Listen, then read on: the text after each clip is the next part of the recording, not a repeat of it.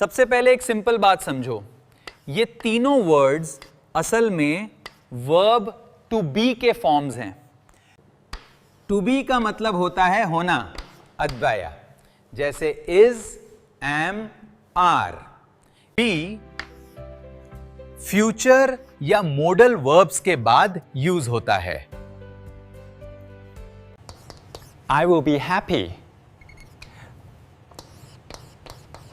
You should be careful. All right, everyone, focus on this structure. Been always comes after has, have, or had. Kabad. I have been busy. She has been sick. They had been waiting. Being continuous form में use होता है जब action चल रहा हो। As you can see here, being is used with the past participle to describe actions that are currently in progress. Today we're focusing on be, been, and being, the base form, past participle, and the continuous passive form.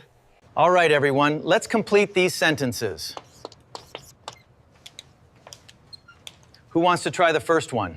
We have been, be, and being. If this was helpful, please make sure to like and subscribe.